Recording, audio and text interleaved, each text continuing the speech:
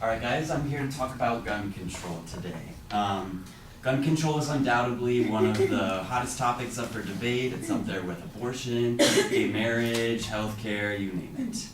When it comes to gun control though, it is important to focus on the facts and the statistics. The main claim of my opponent is as follows: banning guns and tightening gun control laws will affect negatively. In refutation to the original claim, my proposal is as follows: gun control is undoubtedly necessary, backed up by three counterclaims to the original argument. 1, anti-gun control supporters often misinterpret the Second Amendment. 2, statistics disprove the belief that guns are needed for self-defense. And then 3, whether there's a correlation or not, gun control laws and a decrease in mass shootings go hand in hand. In order to address my first point, I deem it necessary to address my opponent's first claim, which is this: every American citizen has a right to bear arms stated in the US Constitution. Although this is true, it only addresses the second clause to the amendment. There's 2 clauses. This claim ignores the first clause, which in its entirety reads, "A well-regulated militia being necessary to the security of a free state, the right of the people to keep and bear arms shall not be infringed." According to dictionary.com, a militia can be a body of citizens enrolled for military service where full-time duty is required only in emergencies, and the term also refers to the eligible pool of citizens callable into military service. Also, according to the Random House College Dictionary, regulate is defined as to control or direct by a rule, principle, method, etc. Through basic dictionary definitions, it is clear the Second Amendment is pro-gun control, which makes the claim invalid. My opponent's second claim reads as follows: guns are needed for self-defense. A study was conducted from 2007 to 2011 by the Violence Policy Center and provided us with conclusive, solid evidence to debunk this claim. Between 2007 and 2011, it was reported that guns were used in self-defense 338,700 times. In that same 5-year period, there were around 2.3 million crimes committed with a firearm. To put that into perspective, every time a gun was used in self-defense, a criminal committed a firearm violence about 7 times. In order to rationally use this claim as an argument, you'd have to be speaking to an audience full of people who had used a gun in self-defense, and honestly, I hope that's not the case today. My opponent's final claim is that tighter gun control will fail to deter criminals from committing crimes. This claim is so broad and vague it's hard to tell what it's referring to. In an attempt to refute this, I found some info about Australia and their gun control laws. According to research conducted by the Australian Bureau of Statistics, after strict gun laws were put in place in 1996, Australia went its first decade without any mass shootings and homicide rates dropped by 50%. If that doesn't make the correlation of gun control and homicide rates clear, then I don't know what will. In conclusion, all of the claims my opponent proposed can be successfully invalidated through facts and evidence. Gun control is necessary. Thank you.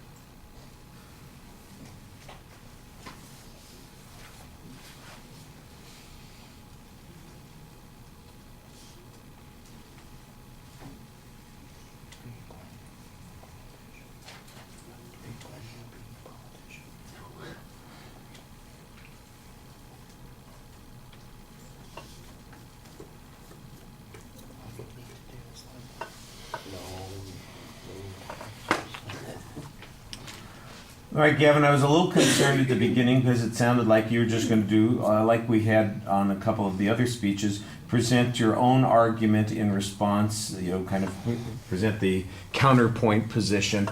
But as you went along, I thought that you did a pretty good job trying to apply your points to the structure of the advocate's claim, so it worked out better than it initially seemed. You said, like I said, you set up a preview of your own supporting points, and I go, okay, well, how is that going to work? But basically, they correspond to the arguments that the advocate presented. On the Second Amendment issue, I do think that the definitions that you cite are interesting. I do think a legal interpretation about how all of those definitions comes together to show that it doesn't really make the inference that the advocate is talking about would be helpful. You kind of say, well, you can clearly see from the inference of these definitions that it's, the Second Amendment is actually pro-gun control, and I'm not exactly sure that I see that. I think, that the inference that you're making is that it is pro-gun control, and you ought to tell us how courts have interpreted it, or what rules, for instance, have been upheld as examples of reasonable restrictions on gun ownership, because there are plenty that, courts haven't overturned and said that that's not reasonable. The argument about whether or not gun control has to what it has to consist of, I think there's a place where there is some grounds for argument about what the degree is. It sounds to me like the advocate's afraid of getting rid of guns, and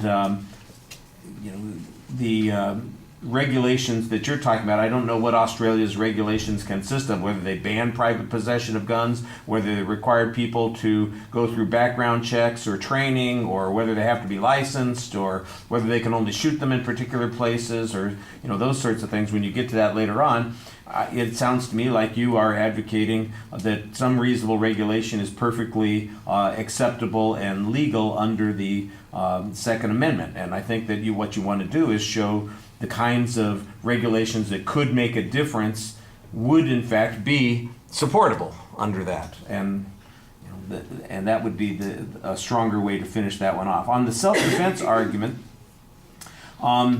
you've got a study that you cite with a statistical comparison that says that they used 300,000 guns in self-defense, and there were 2.3 million crimes committed, which basically means that there were 7 times as many crimes committed as there were prevented by guns. So I guess the inference here would be that if we had no guns, that we would have, not only the 300,000 fewer crimes there, but we'd have the 2.3, 2 million less crimes being committed. I think that that's a big inference to make about the effectiveness of any gun restriction that's going on there. There'd have to be a longer argument about whether or not those laws would work. But in essence, it comes back to this issue that we've talked about before.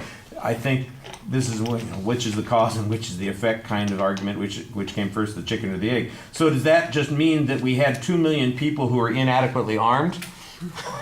Because if they'd been adequately armed, they would have been able to prevent those crimes, right? I think that would be the inference that the other side would probably make on that situation. So you got to be careful when you're making those comparisons. I think the stronger argument to make from this is that obviously the presence of guns doesn't prevent a lot of crime. It prevents, maybe the advocate's right, it prevents some crimes. But that doesn't mean that gun restrictions couldn't prevent some crimes, and especially, we're not talking about denying guns, unless you are, to people who fit into the law-abiding self-defense issue. We're talking about people who aren't supposed to be having the guns, whether they are felons or whether or not they don't pass some background check or whatever the restriction are. It just depends again on what the position is on your side as to what you think is a reasonable gun control. And part of the problem is that the advocate doesn't take a clear position on what they mean by gun control. So both of you are doing a little shadow boxing here. Well, if gun control means this, then I've got this argument over here. If it means something else, then there's a different argument there. I think the third argument is the one that works most effectively for you, showing that gun controls do have legitimate outcomes, that they produce some benefit, and here's a comparable nation that put in restrictions and had all of these beneficial outcomes. And I think that that's a reasonable challenge to make on that point. I don't know that it addresses the advocate's points quite as clearly, but it does summarize the position that you've got there, and I thought you cited the information on that pretty well. So take that.